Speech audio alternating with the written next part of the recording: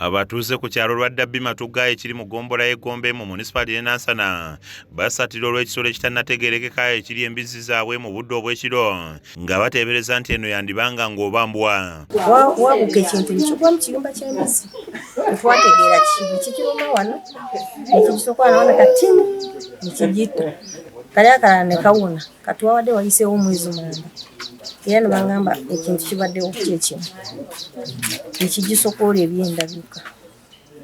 Nze mbadde nteebereza nti simbwa kubanga singa zibadde embwa zandibadde zikirumira ddala ne zigirya oba ne zirekako obuntu butini.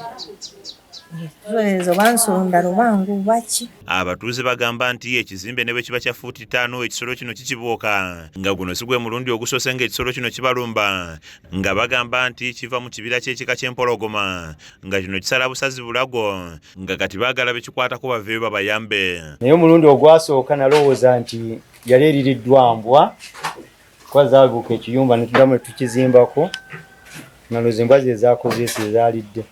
Naye bwe neetegereza ng'embwa tiyinza kulya paati nnene bw'etyo okujja ku kibira kisolo nga ky'amaanyi.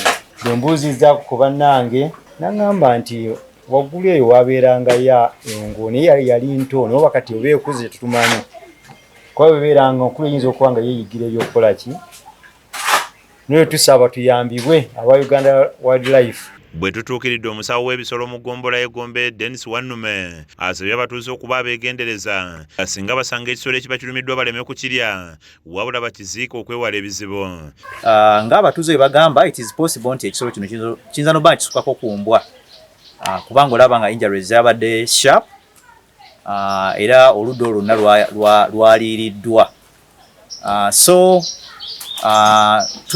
tukubiriza abatuuze okubeera nga bongera okubeera obulindaala n'okuripootinga keesi zino singa baba nga bazirabye. Ssentebe w'ekyalo kino Patrick Senkubuge naye alabudde abatuuze okuba abeegendereza nga bakuuma abaana wamu n'ebisolo byabwe ng'ate bewala n'okutambula bokka. Babeere vigilant baga kiyinza okuba ku mbizzi tekijja kuba ku muntu. Omuwulize yaga nti biyadde saa 8 ez'ekiro awula ng'embizzi zikola ki zikaaba. Naye agambye nti akyebuuza oba kisolo ki kino kubanga embwa tesobola kusala bweti. Ate n'endya gye kyakiriddemu nga yeewuunyisa kiraga nti ekintu kyali n'amannyo agali sharp kyasaze busazi mbiriizi. Kizza Peter yeekusakidde eggulire lino ku lwa KSTV Agaalero.